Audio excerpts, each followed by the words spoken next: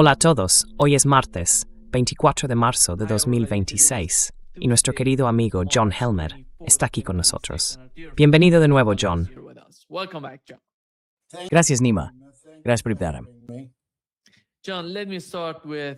John, déjame empezar con Donald Trump y la forma en que hablaba sobre la guerra ayer. Dijo que estamos negociando con los iraníes, lo cual fue rechazado. Los funcionarios iraníes afirmaron que nada de eso está ocurriendo. Y esto fue lo que los periodistas le preguntaron a Donald Trump. El Ministerio de Asuntos Exteriores de Irán dice que no estás diciendo la verdad sobre haber mantenido conversaciones productivas para poner fin a la guerra. Bueno, van a tener que conseguirse mejores responsables de relaciones públicas. Hemos mantenido conversaciones muy firmes. Veremos a dónde conducen. Tenemos puntos importantes de acuerdo. Diría que casi todos los puntos de acuerdo. Quizá eso no se haya transmitido. La comunicación, como sabes, se ha hecho añicos. No son capaces de hablar entre ellos, pero hemos tenido conversaciones muy firmes. El señor Witkoff y el señor Kushner las mantuvieron.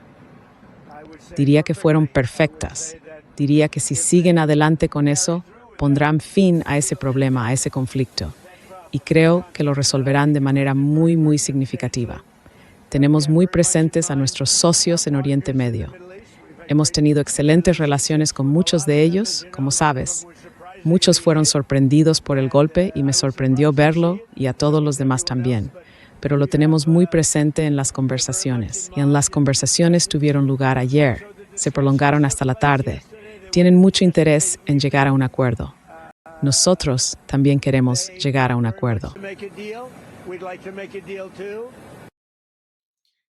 John, ¿qué opinas de lo que está haciendo Donald Trump?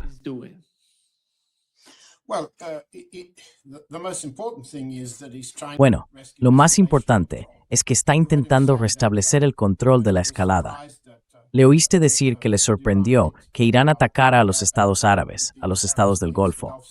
Es imposible que un presidente de los Estados Unidos, dado el tipo de informes de inteligencia que recibe, aunque solo sea semanalmente, se haya sorprendido. Lo que sabemos, y lo que nuestros colegas en tu programa y tú mismo habéis señalado, es que no faltaron advertencias durante semanas y meses. La verdadera sorpresa fue su fracaso, su incapacidad para destruir la capacidad de Irán de contraatacar. Principalmente sus objetivos de guerra, cambio de régimen, decapitación, sustitución del liderazgo, caos en las calles, fallo de la defensa antiaérea, incapacidad de responder con misiles, todo eso ha fracasado.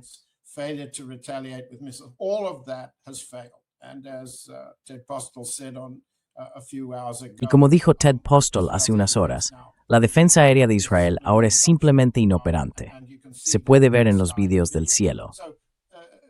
Así que lo que Trump está haciendo es intentar decir, yo tengo el control, y reafirmar el control de la escalada cuando ya lo han perdido.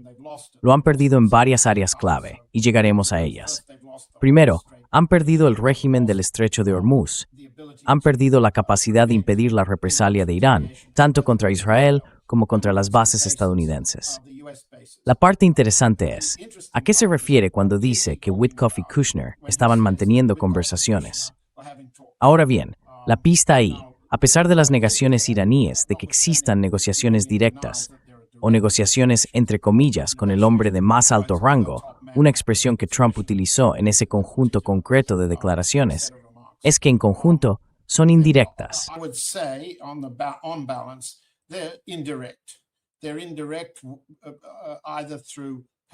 Son indirectos, ya sea a través de Pakistán, que ahora desempeña un papel muy importante, dejando a la India completamente en la sombra. Pakistán o Turquía, posiblemente Omán, posiblemente Egipto.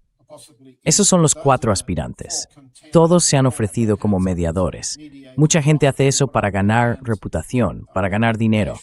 Y como decíamos justo antes de entrar en directo hace unos minutos, el Financial Times de Londres realizó una investigación que mostró que ese discurso y el tuit que provocaron la llamada eliminación del plazo de 48 horas dieron lugar a casi $600 millones en operaciones con información privilegiada en los mercados bursátiles de Nueva York, tanto en futuros del petróleo como en futuros del índice bursátil. futures for oil and the futures for the stock market index. So Trump is talking to the market.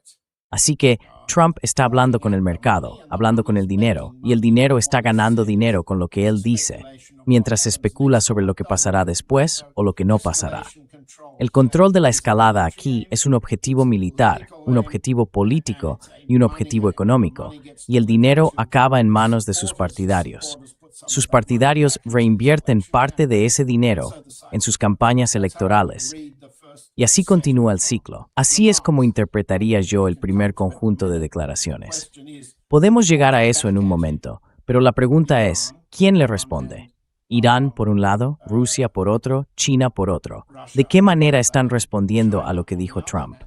Podemos tratarlo en un momento. What Trump said, and we can come to that in a minute. I think, John, Creo, John, que has mencionado Turquía, Egipto y otros países. ¿Cómo ves la forma en que Rusia percibe el conflicto hasta ahora? ¿Cuál es la comprensión desde el lado de Rusia o quizá desde China? Well, let's take them separately because they're different. They're importantly different. Bueno, tratémoslos por separado porque son diferentes y de manera importante. Empecemos por Rusia porque es complicado, o más bien más sencillo. Sé un poco más sobre Rusia. Lo que está surgiendo es una especie de política rusa de doble vía. Permíteme explicarlo así. La forma de medir la relación entre China y Rusia es empezar por lo que ellos saben, lo que todos sabemos, que son las condiciones de Irán para poner fin a la guerra que se le impuso. ¿Sí? Así que, si vamos a las condiciones de Irán, tal como las expuso muy claramente el Ayatollah Khamenei, y se repitieron en declaraciones del IRGC, déjame repasar los puntos principales. Los conoces muy bien, pero solo para recordar a nuestros lectores.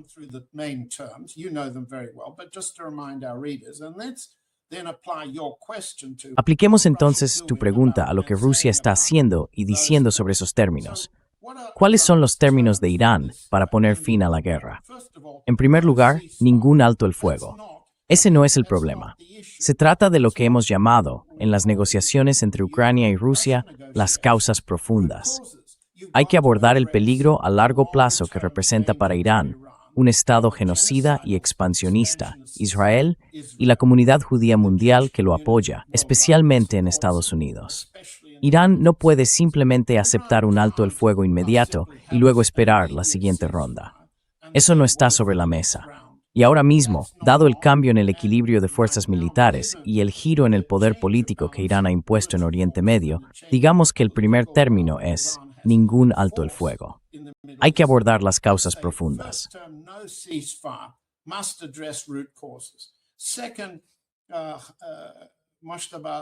En segundo lugar, el discurso del Ayatollah Khamenei se refirió a las reparaciones que deben pagarse por los daños infligidos a Irán.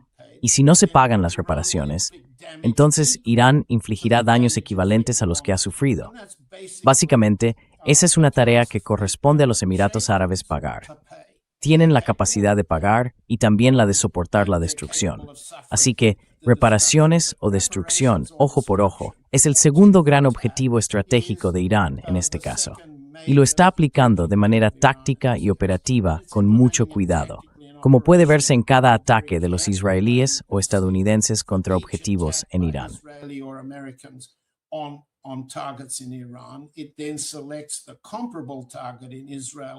Luego selecciona un objetivo comparable en Israel o en los Estados Árabes, bases o instalaciones estadounidenses, bancos y así sucesivamente.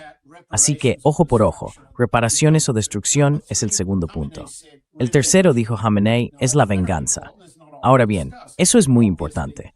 No se habla a menudo de ello, pero evidentemente se trata de la venganza por la muerte del Ayatollah Khomeini. ¿Qué sería comparable a eso?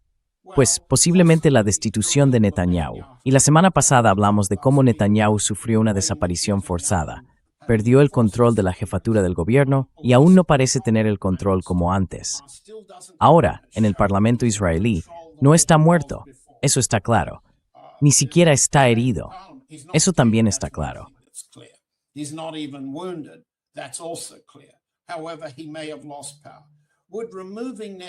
Sin embargo, puede que haya perdido el poder.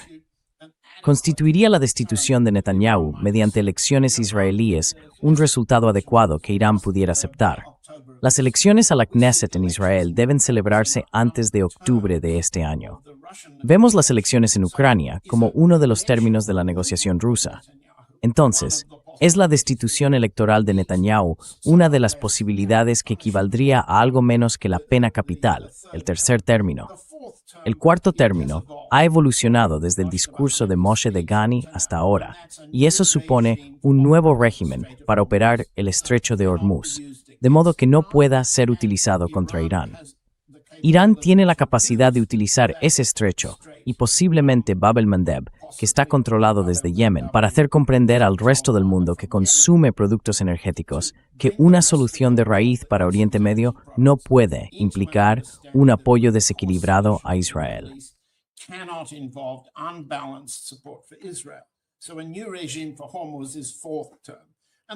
Así que un nuevo régimen para Hormuz es el cuarto punto.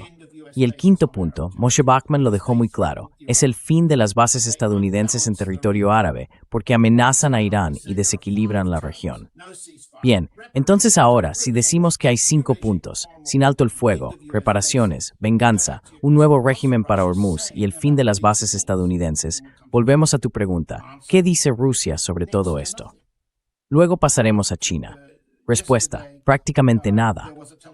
Ayer hubo una llamada telefónica entre el ministro Arachi y el ministro de Asuntos Exteriores Lavrov, y en el comunicado, estoy mirando el texto para decírtelo correctamente, Lavrov, este es el resumen ruso que se publicó hacia las 2 de la tarde de ayer.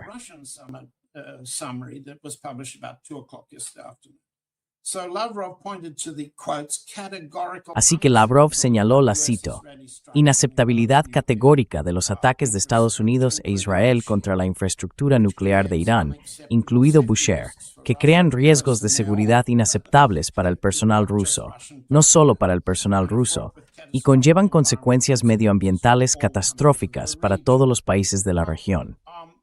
Pues sí, eso es una advertencia a Israel y a Estados Unidos. No ataquéis Bushehr, que fue parcialmente alcanzado en las cercanías el otro día. Luego Lavrov dice que señaló, y esta es la parte importante, la necesidad de un cese inmediato de las hostilidades y de un arreglo político que tenga en cuenta los intereses legítimos de todas las partes implicadas, principalmente Irán. Bueno, ¿qué significa eso?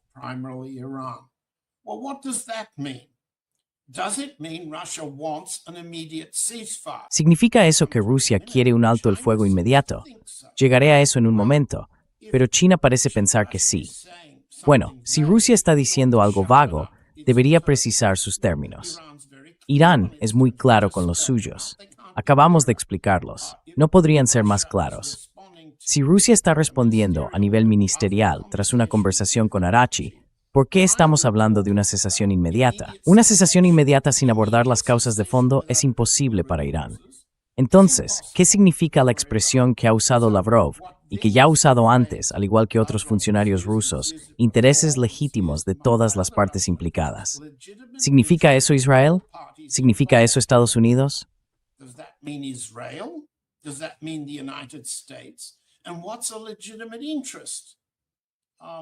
¿Y qué es un interés legítimo? Entonces la cuestión pasa a ser que si volvemos a los términos iraníes, no están conectados. Son garantías vagas, que no están adecuadamente vinculadas. Luego, el último punto que Lavrov y Arachi mencionaron fue que Arachi agradeció al liderazgo ruso por el importante apoyo diplomático y de otro tipo brindado a la República Islámica, incluida la entrega de ayuda humanitaria. Pues bien, aquí está la doble vía, e Israel ya ha advertido sobre ello y ha atacado.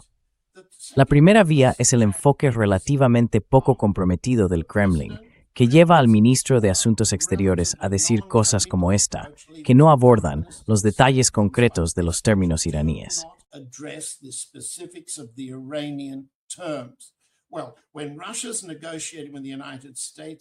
Bueno, cuando Rusia negocia con Estados Unidos, con Ucrania y con los europeos sobre la guerra de Ucrania, los términos son específicos. ¿Por qué ahora somos imprecisos? Segundo canal, esa es una idea presidencial, es la idea de Putin. Mantengamos la ambigüedad, porque está en el interés de Rusia, ya que está en guerra con Estados Unidos y Ucrania, y se avecina una gran ofensiva. Tengámoslo en cuenta, no antagonizar a Trump tan severamente que las negociaciones de paz en Ucrania se vean perjudicadas. Ese es un interés ruso. Así que llamemos al primer canal lenguaje diplomático impreciso, que aborda de manera poco clara los términos de Irán. El segundo canal es militar, de inteligencia y secreto. Implica el reabastecimiento a través del Caspio.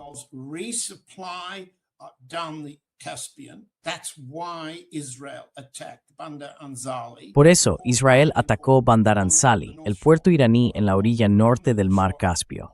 Irán ha utilizado ese puerto para enviar drones y otro equipo militar a Rusia para la guerra contra Estados Unidos y Ucrania.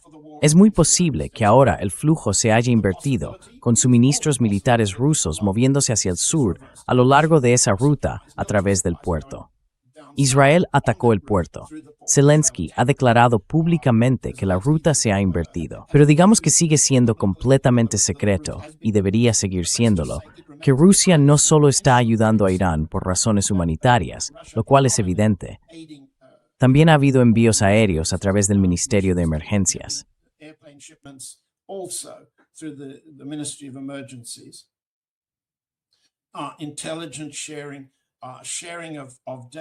Intercambio de inteligencia, intercambio de datos, datos en tiempo real, relacionados con la detección de misiles entrantes, tecnología israelí y estadounidense, y así sucesivamente, y asistencia a Irán en su represalia.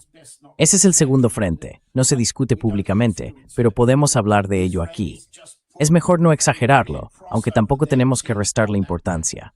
Los israelíes han dejado muy clara su posición al respecto. Consideran que Bandar Anzali es un elemento importante de la capacidad de Irán para contraatacar, y eso depende en parte de Rusia. Por supuesto, existen corredores terrestres a través de Turkmenistán y Tayikistán, que Estados Unidos está trabajando activamente para bloquear, disuadiendo a esos gobiernos de cooperar. Ese es un elemento secreto. No puedo hablar de ello, pero entonces, ¿dónde estamos?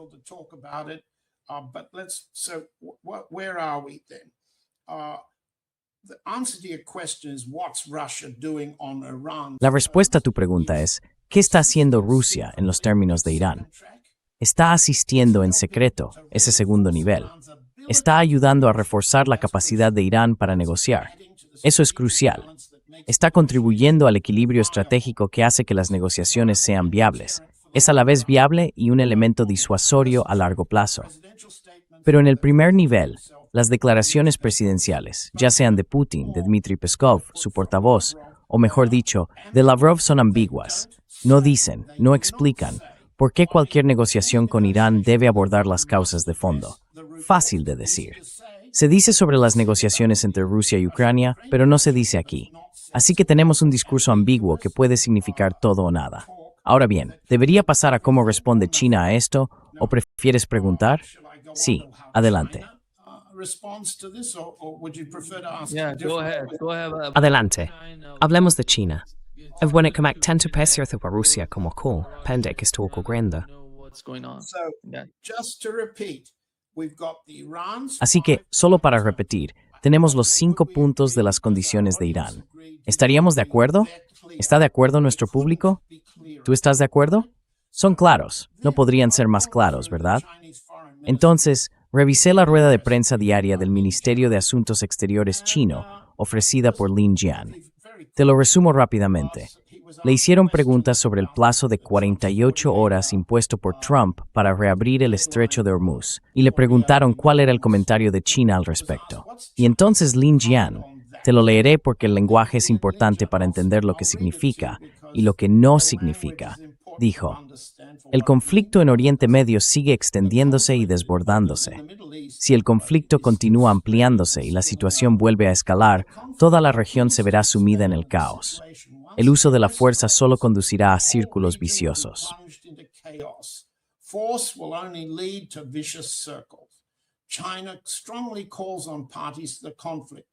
China exhorta enérgicamente a las partes en conflicto a detener de inmediato las operaciones militares, volver al diálogo y la negociación, y no continuar una guerra que nunca debería haber ocurrido.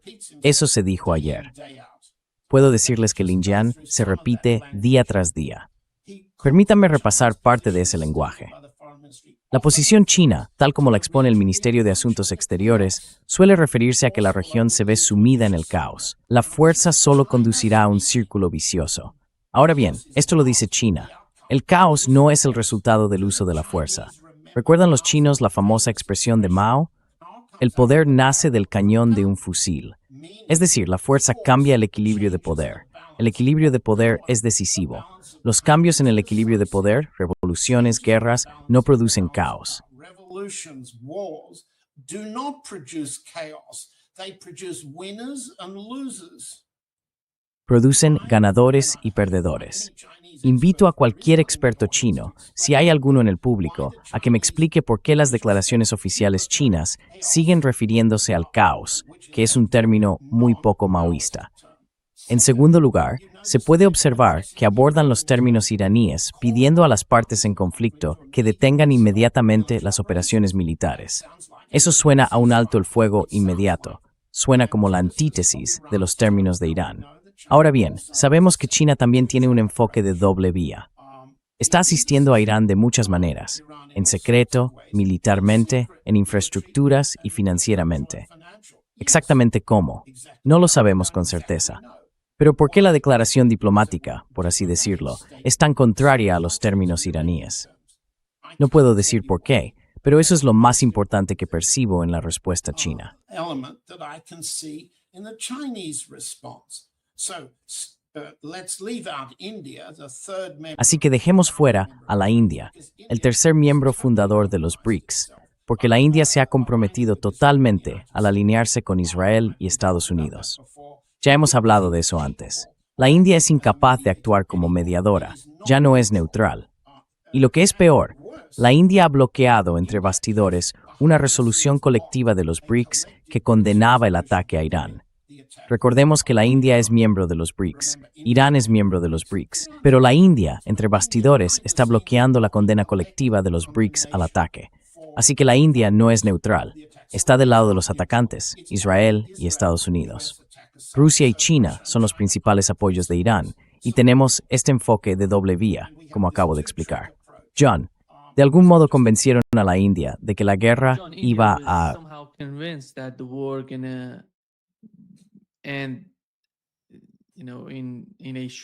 Sabes, en un corto periodo de tiempo, parece que alguien en la administración Trump, los israelíes, fue capaz de convencer no solo a Estados Unidos, sino también a todos esos estados árabes, junto con la India. ¿Correcto? ¿Es esa tu comprensión, que estaban todos juntos? It's my understanding that Según tengo entendido, el primer ministro Modi y el ministro de Asuntos Exteriores Jaishankar fueron persuadidos, primero por los israelíes y luego por los círculos empresariales indios profundamente implicados en la relación militar entre Israel e India, de que la guerra sería breve y exitosa. that the war would be short and it would be successful.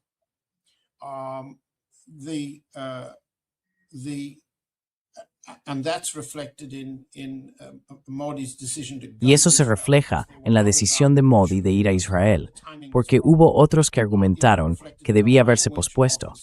El momento no era el adecuado. También se refleja en el lenguaje de sus discursos, especialmente en el del Knesset, que siguió la línea de Jaishankar: apoyar a Estados Unidos, apoyar al lobby judío y mejorar las condiciones de negociación de la India para un acuerdo comercial. Todas esas cosas han comprometido profundamente a Modi y a Jaishankar con los estados árabes.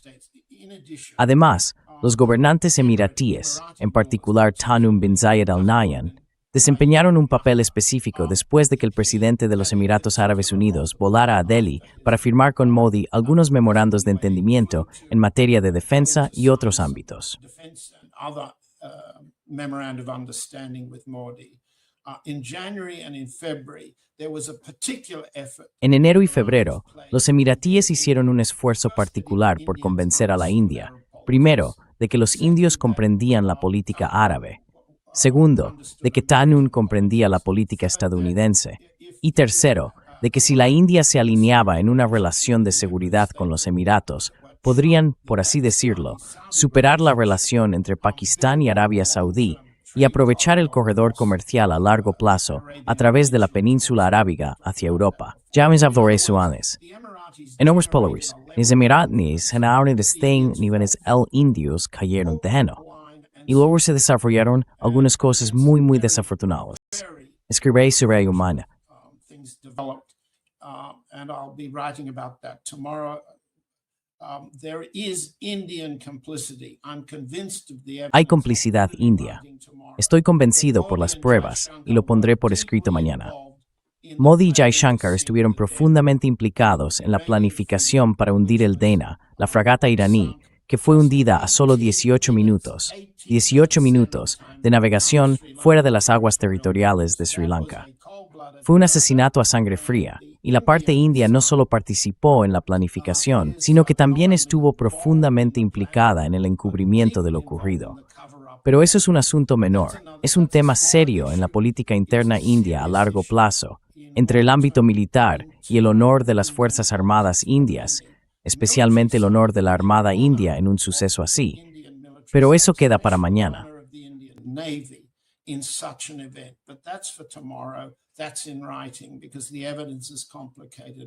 Eso está por escrito porque las pruebas son complicadas y quiero que la gente, los lectores, lo entienda y lo reflexione.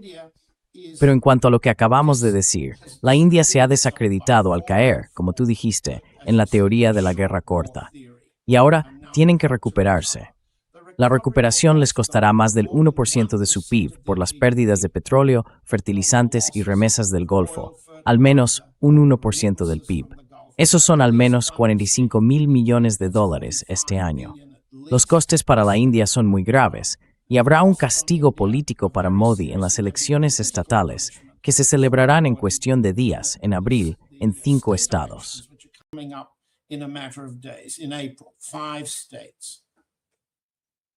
No. John, yesterday Donald Trump was, John, ayer Donald Trump presumía de haber ganado la guerra, que está ganando la guerra, que lo está haciendo todo, pero se puede ver que algo está ocurriendo dentro de la administración. No sé si viste las imágenes de Steve Miller sentado allí, mientras Donald Trump hablaba sobre el anuncio de la victoria de Estados Unidos sobre Irán. Y esta fue la reacción de Steve Miller. Here is the reaction of Steve Miller. Hay algo que está ocurriendo dentro de la administración. Están intentando encubrirlo, ya sabes.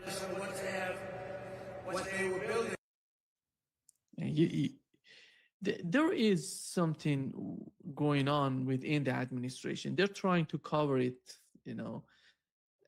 It doesn't matter how No importa cuánto se esfuercen en hacerlo. El propio Donald Trump está intentando hacerlo lo mejor posible, ya sabes, para llamar. Pero, ¿cómo ves la administración, la unidad dentro de la administración de Trump? the Trump administration.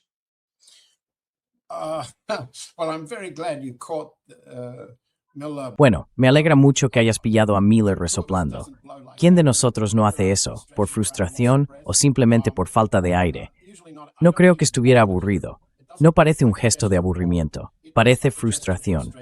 El problema de Stephen Miller, y ya hemos hablado de esto antes, es en parte su ambición y en parte su lealtad. Su principal lealtad es hacia la comunidad judía a la que pertenece y hacia Israel. La segunda es su doctrina, que sostiene que Trump gana mediante el uso de una violencia eficaz interna, dirigiendo a ICE a las ciudades controladas por los demócratas, mostrando los farmers a herramienta política efectiva. A force as an effective political tool. He's failed at that domestically. Ha fracasado en eso a nivel nacional. Su ambición ha sido tanto lograr el uso de la violencia internamente a través del ICE, como en segundo lugar, emplear la violencia de manera efectiva en el extranjero. Recuerda que el puesto de asesor de seguridad nacional en la Casa Blanca, que ocupa una oficina en la planta baja del ala oeste, justo al lado del presidente, está más o menos vacante. El secretario de Estado, Marco Rubio, ocupa ambos cargos, pero según tengo entendido, Miller ha tenido la ambición de arrebatarle ese puesto a Rubio, dejando a Rubio al otro lado de la calle, en Foggy Bottom, en el Departamento de Estado. Diría que está perdiendo su oportunidad de ser asesor de seguridad nacional. No se asciende a alguien por perder una guerra tan grande como la que Trump está perdiendo contra Irán. A war as big as Trump is losing to Iran. Second, the ICE expeditions. Así que, en segundo lugar, las expediciones del ICE en las ciudades han sido un fracaso y han tenido que retirarse. Ya hemos hablado de eso antes, y nuestros oyentes en Estados Unidos lo entienden muy bien. Que Trump ahora haga lo que Miller ha recomendado, poner agentes del ICE enmascarados en el control fronterizo, en los aeropuertos, significa que nadie querrá volar a Estados Unidos. Que Miller haya sugerido o apoyado que Trump haga eso es una locura. Y eso nos devuelve a tu pregunta. Cuando los presidentes y sus equipos empiezan a perder el control de la política interior y exterior al mismo tiempo y se enfrentan a unas elecciones, ¿qué somos?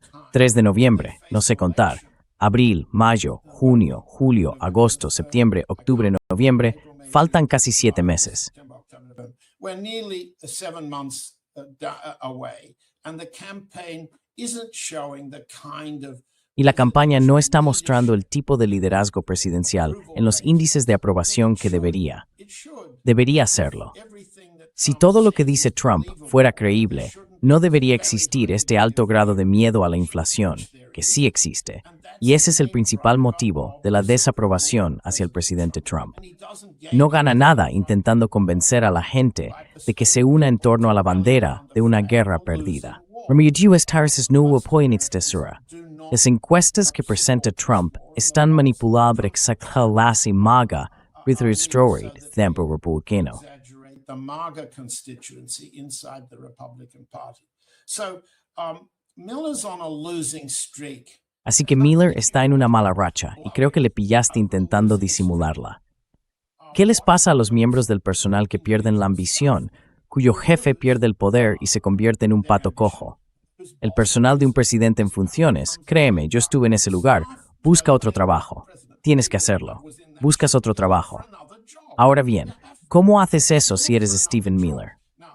Bueno, no puedes ser ascendido a algo que el presidente pueda decidir, presidente del Banco Mundial. No quiere ir al extranjero. No podría soportar que lo enviaran a Israel como sucesor de Huckabee en la embajada. No, puede ser enviado a algún sitio para ganar dinero. Pero ganar dinero al estilo Trump requiere conocimiento interno y pertenecer a una de las familias del clan. Belonging to one of the family gangs. And it doesn't appear to me, as close as Miller has been to. Y no me parece, por muy cercano que haya estado Miller al presidente Trump durante el primer y el segundo mandato, que tenga una relación especialmente estrecha con el yerno Kushner, ni con los hijos, ni con la familia Witkoff, ni con la familia Lutnick. En otras palabras, cuando un presidente empieza a perder el control, cuando se enfrenta a la condición de pato cojo, todas estas familias se separan. Las bandas buscan otros territorios, empiezan a sacar provecho y a monetizar sus beneficios del poder tan rápido como pueden. No sé, y quizá otros que escuchan sí lo sepan, cuál es el futuro profesional de Miller. Pero si se enfrenta a una situación de pato cojo después de noviembre, estará buscando un nuevo trabajo y puede que no haya demasiadas oportunidades. Así que ahora mismo está haciendo mucho ruido porque ve cómo sus ambiciones se desvanecen.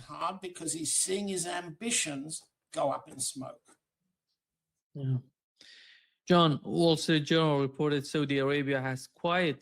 El Wall Street Journal informó que Arabia Saudí ha permitido discretamente a las fuerzas estadounidenses utilizar la base aérea Ray Fahd, ya sabes, para atacar a Irán. Y según su evaluación, Arabia Saudí, tarde o temprano, se unirá a la lucha y lo anunciará.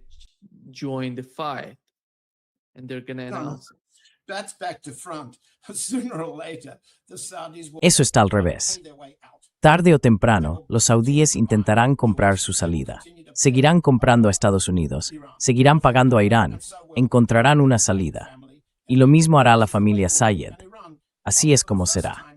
Irán, por primera vez que yo recuerde, quizá tú recuerdes otra ocasión, en la historia moderna de Oriente Medio, por así decirlo, domina el éxito, dicho de forma poco agradable, de haber liquidado a todos los liderazgos árabes laicos, terminando con el asesinato de Gaddafi en 2011 y luego con el intento de derrocar a Assad hace casi 2 años. Eso pone fin al arabismo laico, lo acaba, y deja a Irán como el último poder fuerte en pie frente a Israel. Las dinámicas serán las mismas para Irán que las que los jeques ejercieron en su momento hacia Saddam, hacia Gaddafi, hacia los árabes. Towards Saddam, towards Gaddafi, towards the Arab, they try to buy safety, buy protection. Intentan comprar seguridad, comprar protección. Y creo que, como dijimos al principio, pagarán las reparaciones. No hay manera, en mi opinión, sobre la política árabe, y llevo bastante tiempo alejado de la política árabe, de ver alguna capacidad para unirse a la lucha. E Irán ya ha demostrado su habilidad para neutralizar su capacidad de hacer negocios, su capacidad de cargar barcos. Todo lo que Irán tiene que hacer es aumentar la presión sobre Bab el-Mandeb y el oleoducto de Yanbu, y la carga de barcos que salen de Arabia Saudí con petróleo o la descarga de barcos que llegan a Arabia Saudí con alimentos se detiene. Así que diría que la confianza de los jeques se ha quebrado de una manera sin precedentes en la política árabe reciente.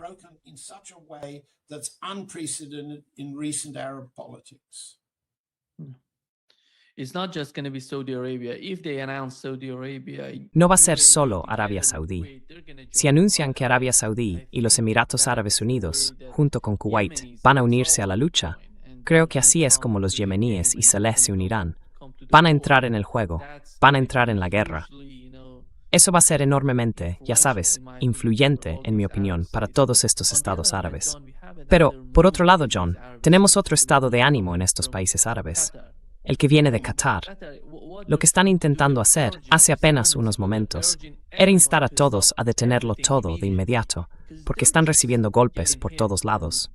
No quieren esta guerra, no quieren formar parte de ella, y no participaron en aquella guerra que Arabia Saudí y los Emiratos Árabes Unidos libraron, junto con Estados Unidos, contra Yemen.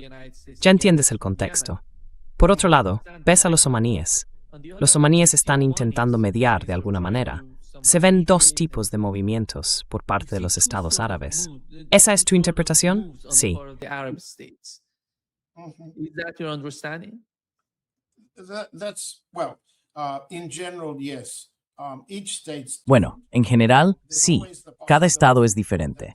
Siempre existe la posibilidad de que Estados Unidos utilice fuerzas terrestres para capturar las islas Tumb, que forman parte de una disputa territorial de larga data en el Golfo entre los estados árabes e Irán. No creo que eso ocurra, pero me resulta extraño, como dijiste, que alguien informe que esos estados árabes estén pensando en unirse a la lucha. Han estado en la lucha desde el principio. Creían que, al unirse a la lucha de las maneras en que lo hicieron, lograrían destruir a Irán de forma casi permanente. En cambio, sería más correcto decir que habiéndose unido a la lucha desde el principio, ahora se encuentran, tal como dijiste, calculando los costes de haber perdido la guerra que pensaban que estaban ganando.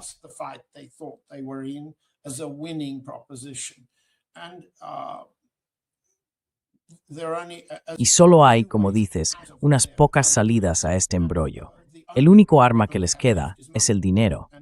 Comprar protección es lo que la Casa de Saud ha estado haciendo, primero con los británicos y luego con Estados Unidos al final de la Segunda Guerra Mundial. Podríamos repasar cada estado uno por uno. Comprar protección y confiar en ella es lo que hacen. A espaldas del protectorado, personas como Mohammed bin Zayed y otros les dicen a sus amigos que desprecian a Estados Unidos. Intentan mostrar, al menos de palabra, lo independientes que son. No lo son. E Irán acaba de demostrar hoy lo dependientes que son, tal como Gaddafi, Saddam, Hafez al-Assad y Nasser decían de ellos hace muchos, muchos años.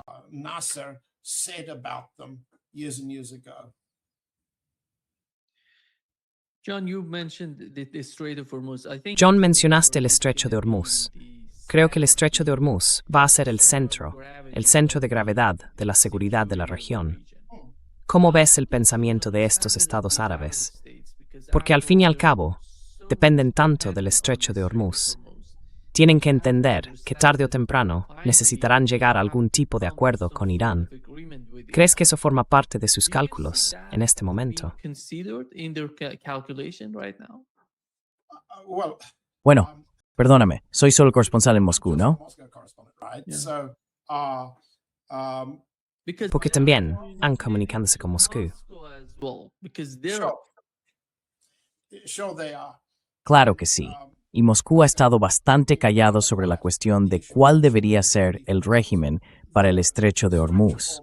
La postura de Moscú ha sido, y lo hemos dicho muchas veces, que existe un marco de seguridad mutua y recíproca para el Golfo Pérsico, que el Ministerio de Asuntos Exteriores ruso expuso, no sé, hace 3 o 4 años. El problema con eso siempre ha sido que la seguridad recíproca en Oriente Medio requiere que Israel llegue a acuerdos de seguridad recíproca con los estados árabes y con Irán. E Israel no lo hará. Hemos visto que la respuesta israelí ha sido expandirse, atacar, destruir. Así que el pacto de seguridad mutua y recíproca que la parte rusa ha estado proponiendo carece del equilibrio de fuerzas entre Irán e Israel que se necesita. Forces between Iran and Israel that's required. That's where we are when we discuss nuclear weapons. Ahí es donde estamos cuando hablamos de armas nucleares y capacidades de misiles, que es de lo que Trump ha dicho que Kushner y Witkoff están hablando en este momento. En el estrecho de Hormuz, lo que vemos es realmente una división interesante de intereses. Por un lado, Irán ha logrado establecer un régimen de doble canal. Claramente Pakistán, India, Irak, Malasia, China e Indonesia están negociando directamente con Irán. Permisos, aranceles, rutas de navegación a través del estrecho de Hormuz, con declaraciones de identidad, registro de embarcaciones y demás. Algunos de esos buques, según los medios marítimos que sigo, aceptan entrar en aguas territoriales iraníes entre Qeshm y Larak. Creo que esos son los nombres de las islas. Keshem and Larak, I believe the names of the islands are. So they actually enter a narrow... Así que en realidad entran en un canal estrecho que forma parte de las aguas territoriales nacionales iraníes, transmitiendo el número de permiso que el IRGC les ha vendido a cambio de una tarifa o un favor. De este modo, existe un corredor marítimo seguro del que los medios especializados en navegación ya están hablando, y ese corredor seguro incluye a los principales aliados, Rusia y China, Pakistán, los aliados o estados musulmanes, Malasia, Indonesia y Pakistán, con algunas ofertas simbólicas a la India para que se comporten. Hay aproximadamente 22 petroleros indios, buques de gas y petróleo, y cargueros de fertilizantes a granel de origen indio, atrapados en el Golfo, y creo que se ha permitido salir a 4 embarcaciones. Así que existe un corredor amistoso. So you have a friendly corridor.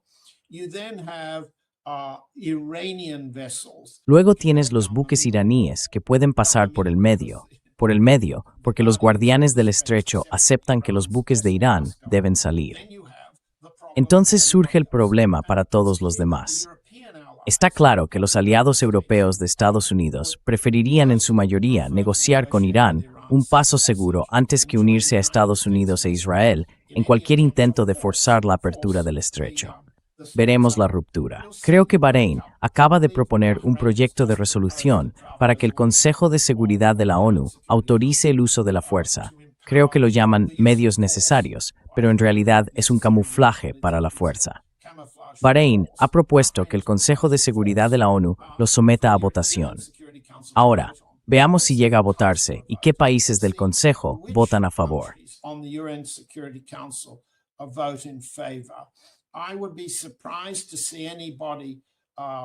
Me sorprendería ver a algún francés votando a favor. Los franceses, los italianos y los alemanes se oponen al uso de la fuerza y parecen dispuestos a negociar con Irán un corredor seguro para sus buques y suministros. Eso dejaría a Estados Unidos. No está claro a quién más podría reclutar Estados Unidos en el Consejo de Seguridad de la ONU, pero creo que políticamente sería demasiado revelador someterlo a votación y demasiado probable que los chinos y los rusos lo vetaran. Aunque, como mencionamos antes, los chinos y los rusos han sido reacios a emitir vetos contra el consenso de los estados árabes. En este caso, no hay consenso de los estados árabes, pero es una prueba de quién está a favor del uso de la fuerza. Así que creo que eso responde a tu pregunta, ¿no?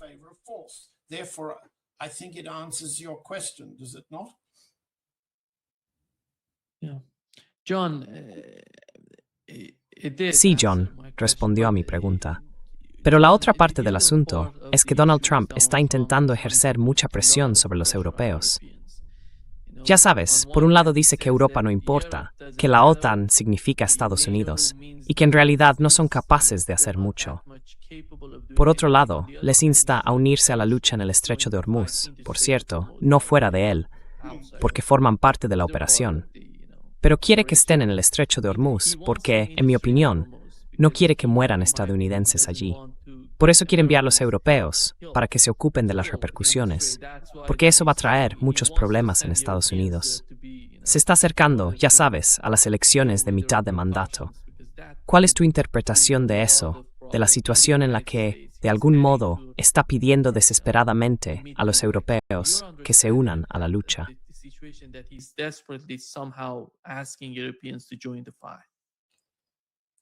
Well, I think he's Bueno, creo que solo está hablando por hablar, como mostraste que hacía Stephen Miller. Está claro que los aliados europeos, Reino Unido, España, Alemania, Francia y Grecia, han extendido su paraguas de fuerza hasta el límite de Chipre. Allí es donde han desplazado sus flotas, sus armas, sus servicios de inteligencia y su compromiso. Su compromiso es defender Chipre frente a un ataque con drones de Hezbollah o de Irán contra las zonas de bases británicas y contra Chipre, ya que se está convirtiendo en una nueva colonia israelí. Ese es el límite de la fuerza aliada europea. No irá más allá. the European allied force. It won't go further. Why? Because it's already proved that it couldn't. Porque ya se ha demostrado que no pudieron. Una alianza que incluía, de nuevo, a los griegos y a casi todos los países de la OTAN, no lograron mantener abierto el Mar Rojo desde la costa de Bab el-Mandab, una puerta de entrada o punto de estrangulamiento para sortear los ataques hutíes. Fracasaron en eso. He olvidado el nombre de la operación, pero fracasaron. No tuvieron bajas, simplemente desperdiciaron mucho dinero, pero demostraron su incapacidad. Los británicos, en cambio, siguieron proporcionando apoyo de base, y por eso Chipre es importante. Ese es el límite de su capacidad de proyección de fuerza. Les resulta más fácil y también más probable que tengan éxito. Cada uno de ellos se enfrenta a cálculos electorales a corto plazo. Todos son unos débiles políticos. Short-term electoral calculations. They're all political weaklings. So it's easier for them to negotiate with Iran. Así que les resulta más fácil negociar con Irán. Y eso es lo que están haciendo. No veo que la política de ninguno de esos países favorezca una demostración de pérdida de fuerza, perdiendo tan gravemente como ahora ven perder a Israel y a Estados Unidos. No están locos, no son irracionales. Están intentando calcular con capacidades de fuerza relativamente limitadas en una situación en la que observan cómo quienes tienen las máximas capacidades de fuerza quedan reducidos a la indefensión aérea. Bueno, ¿por qué se expondrían si Estados Unidos e Israel ya han fracasado? No lo harán. Queda por ver exactamente en qué términos pueden llegar a un acuerdo con Irán. Pero, obviamente, cuanto más se involucren en eso, más molesta a Estados Unidos y más se enfada Trump, por razones evidentes. Becomes because for obvious reasons. Yeah. Thank you. Sí, gracias, John. Como siempre, aprendemos mucho de tu comprensión de Rusia, China y Oriente Medio, y realmente apreciamos este tipo de información que nadie más puede ofrecernos. Muchas gracias. Thank you so much. It's a nice compliment, Nima, but the fact of the matter Es un buen cumplido, Nima. Pero la realidad es que la situación cambia de forma bastante drástica, y eso es lo que hacen las revoluciones. Irán está logrando un resultado revolucionario en una guerra que pretendía destruirlo. Una revolución, en términos de Oriente Medio, nos lleva a un terreno en el que no habíamos estado antes. Simplemente no habíamos estado allí. Espero con interés la próxima semana. Creo que nuestros niveles de riesgo, porque en los 2 últimos episodios estábamos cada vez más preocupados de que los israelíes, en particular Netanyahu, intentaran un ataque nuclear, han cambiado. En mi opinión, Netanyahu ha sido puesto bajo control estadounidense y local. has been put under US control and local control. And but that doesn't mean he won't try again. But the Pero eso no significa que no vaya a intentarlo de nuevo. El nivel de riesgo que más me preocupaba la semana pasada y la anterior, creo que ahora se ha reducido. Eso no quiere decir que el nivel de destrucción y sufrimiento que está soportando Irán haya disminuido. No es así. Y espero que nuestro público entienda que las segundas vías de asistencia china y rusa no se están reflejando públicamente y que estamos muy lejos de reducir el nivel de sufrimiento de Irán o de alcanzar los 5 puntos iraníes. Veamos si la próxima semana estamos poco más cerca. Yeah. Sí, gracias, John. Grow, do. Nos vemos la próxima semana. Adiós. Bye.